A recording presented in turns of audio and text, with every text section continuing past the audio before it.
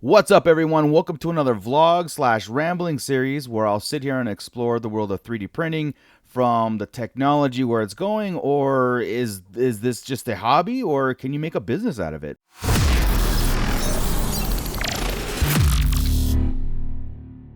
So 3D printing has become a major source of income for a lot of people.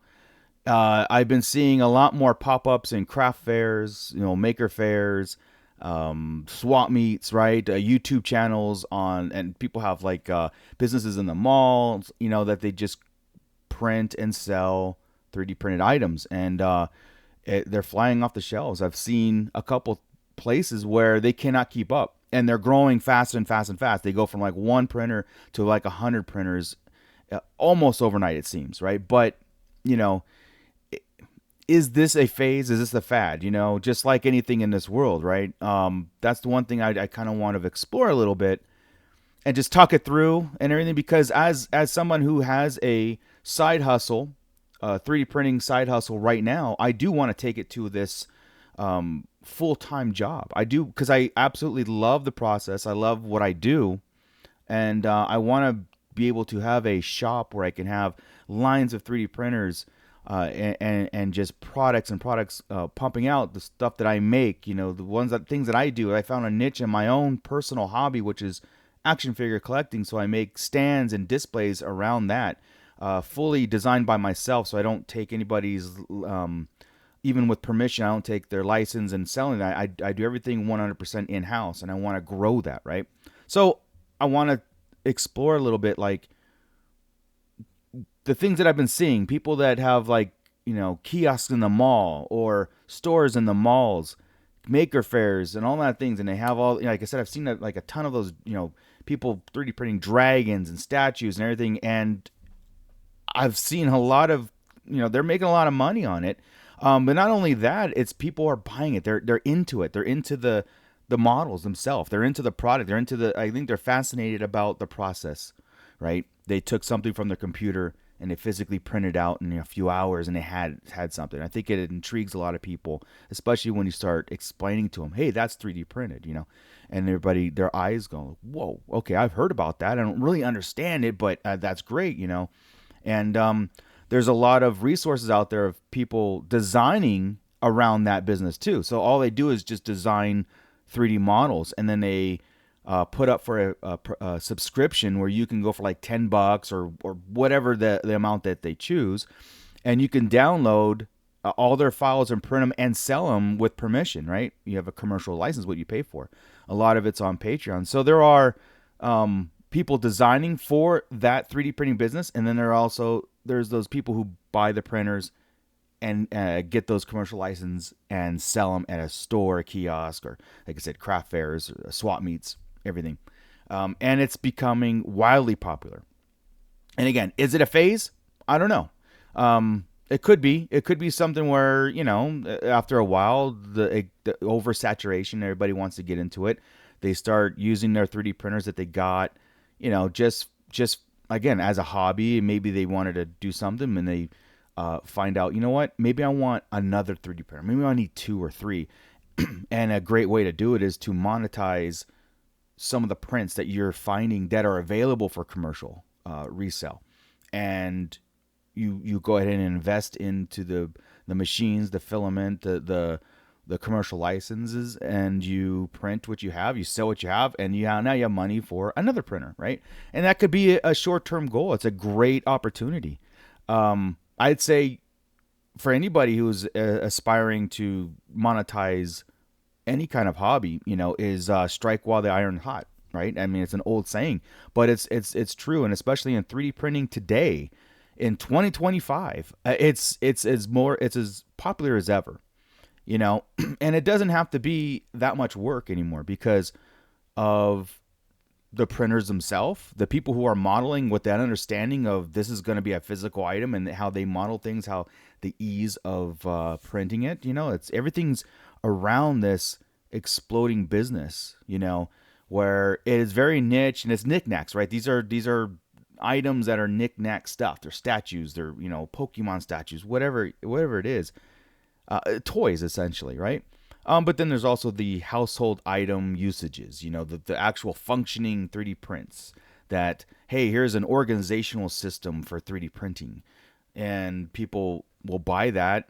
Or actually, they'll go to IKEA before they go buy anything 3D printed, I believe, because it's cheaper that way. But the designing around the functionality, I think, is important too. Because if you decide to go both routes, where you have printers and you want to print things to sell, but you're also designing things that are yours, they're yours only. And you could control the cost, you could control the products, you control the colors, schemes, everything you want on it. I think it's interesting, Like I said, with my own stuff, I've been doing this. I've been 3D printing over 10 years now, but my business is 4 years old, almost to the day. It's 4 years I've been doing Tashi Station with the action figure stands, right? And I grew with this printer right here, back here, that CR10. That's the one I started this business with. And I didn't start the business with the mindset of starting business. It was out of almost necessity for my own collection. So I guess what I'm trying to say is, like, if you're gonna find a niche, maybe look around your own personal space. Maybe look around on something that you might find a need that you had a somewhat of an answer for, created it, and it's working, right? So, and that's what happened to me. It was in the midst of COVID, and so I had a lot of time on my hands. And the collecting world, the 3D, or not the 3D, I'm sorry, the action figure collecting world exploded for some reason. People sat and they all did is shop online. That's what they used their stimulus checks for, trinkets and items and TVs and all that stuff. And the action figure world boomed. And I was one of them too, where I sat there and I bought more figures than I needed, and the collection grew and grew and grew to the point where, they started falling over, just because of the weather changes or just whatever, and things get too cluttered and crowded. Stands became a necessity. And I tried to buy what was already out there, and nothing was working for me. So I decided to, like I said, I decided to take my own modeling knowledge and model my own stands. These guys here, with the pegs, I did all my measurements, and I did my research on it, and I started printing myself. They started working on my stands, on my figures. And I'm like, cool, this is awesome. All right, so I printed hundreds of them, and I got every figure on my shelves to stand, and none of them fell over. And still to this day, they haven't fell over. It's awesome. And so I decided to take those. I go, well, if I did it, maybe I could just add to this existing market of stands, and not necessarily 3D printed stands. Just that's my source of making them. I don't have an injection molding machine. I don't have the money for the tooling to get all that stuff done, like the big companies, right? So I found a way to create them cheap, fast, my own pace, and I put them out there, and they started moving, and people reacted to them very positive. So I found a little bit of an avenue in my own way, in my own world of 3D printers, and saw a kind of a need for it, and again, started with one printer, and this sucker was going 24/7 within a few months. It was just pumping out stands as fast as I could to put them on eBay at the time, and I have my own website, and decided to expand on the product itself, right? And it got into different kind of themed out stands, blood and stone and walls and everything. So you can check all that out on my website too, and see all the progression of that, and then let me know what you guys think too, But I think what the point is that I instead of pulling off files and printing them, and which is okay, which is great, as long as you have permission to do it, and if there's an exploding market with it, then by all means go for it. Just do it. If you can make money out of something, then do it. But I think longer lasting, if you can outlast certain trends in any kind of business, right? Try to come up with a product or something in a world. Again, you don't have to reinvent the wheel. You can just make a better wheel sometimes. right? Like, like I said, the stands, it's not a new concept. Yeah, it's not something where, oh my God, I invented the action figure stand. That's absolutely untrue. I just made my own version of it and made a better wheel in my own eyes, and it's working. And then I think that's a great way of thinking to outlast any kind of trends, you know, when it comes to like little statues and everything. I'm not honestly, I'm not trying to take away from any of that stuff. Again, I do see it as something that's very popular right now.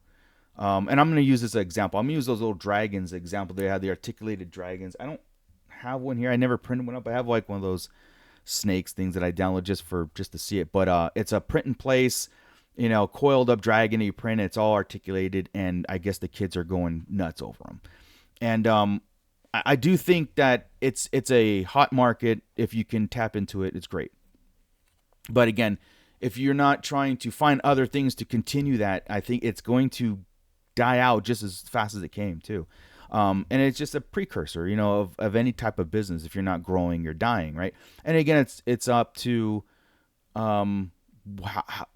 where however you want to get into, or what your end game goal is. Is it just to pay for the printer yourself, get another one, maybe kickstart another type of business, but you need like 5 or 10 or 15 printers. It's a great stepping stone to something awesome, to something better, something that's yours.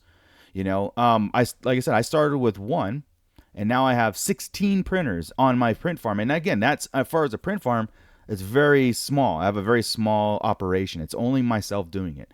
I design everything myself. I print everything myself. I ship everything. I do all the marketing all by myself. But my end goal, or a longer term goal, is to have a warehouse of hundreds of printers going, and maybe move beyond action figures into other aspects of 3D printing that, if I can, I said household stuff. If you can keep the cost at a reasonable price, and just kind of explore from there. But that is something that I want to do. And like I said, I want to make this my full-time job, that from a hobby to a job. Again, if you wake up every morning and you love what you do, it's not a job, but it's just something that drives you. And it does drive me. 3D printing, the technology, just being around it, it drives me to do more. So, I would say look at certain trends and see where it's going. Yeah, it's a kind of a cool concept to see that a lot of people are interested in it. And again, not just printing themselves, but buying 3D printed objects. They're interested in it, and it's cool to see that happening in the world. Getting people excited about a technology that's still brand new in my eyes. I think it's still at the bottom floor when it comes to these machines in everybody's house, and the learning curve and all that stuff. I think it's still right at that cusp of like, it's going to be, it's a household name now. People know what it is, but they don't know all the aspects of it, right? And if you're interested and you can get into that level of it, then you grow with the technology and the machines, instead of just jumping in when it's already leaps and bounds beyond you, and corporate America or corporate world took it over, and now it's kind of like back to the hobbyist. So there's room there to grow with it into the commercial businesses, rather than hobbyists. And if your goal is the hobbyist, it's more power to you, because I think that's something is very innovative about people. Like, I want something, and it's not available at the store the way I want, and they design it themselves, print it, and now you have it. And it's kind of cool to see that grow too, as more people get into the software, the 3D modeling softwares that people go to colleges for, and they learn the trade, which that's how I did it. That's how I learned 3D modeling. I have a degree in it, but I wasn't utilizing that degree in my day-to-day job until the 3D printing world came to me. And then I was like, oh, guess what? Now I can utilize some of those skills that I learned and transfer that over, But I have friends that are into it, that I helped guide them into 3D printing, and they are modeling their own stuff, and I couldn't be more proud of that. Like that's how cool the technology in the hobby has come, where someone can have no knowledge of 3D modeling itself and learn it every single day.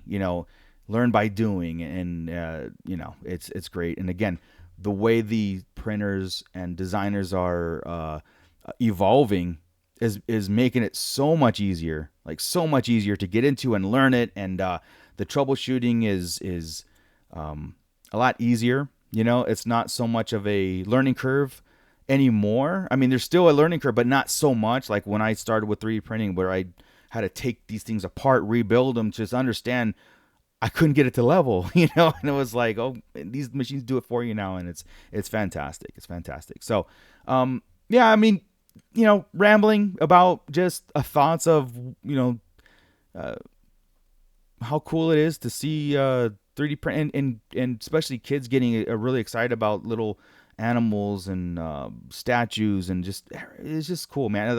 It's like, because I'm a toy guy, and I've been a toy guy for a long time. I got in and out of the hobby, here and there, but it's cool to see younger people get excited about just a toy, even if it's 3D printed, it's store bought, whatever, versus just on their phones all the time, right? Playing games, which I am a gamer, so I'm an enabler in that way. But it's kind of cool to see maybe a new renaissance is happening when it comes to toys, in general. We'll see. We'll see where it goes. I think that more schools should have 3D printers and get kids excited about that technology and get their imaginations just exploding with like potential of adding to cooler hobbies. Like I said, like action figure collecting, like adding to it. Not just take the figure on the shelf, put it on there, and just walk away and just admire it here and there. Now there's an opportunity, like I can look at this collection, like I want to make something. I want to put them in their world now, and I'm gonna design it in my own way, and hopefully make a business out of it, right? So, yeah, it's cool stuff, With that, I think until the next rambling video, where I just want to pop in here and just kind of like get things off my chest about the 3D printing world.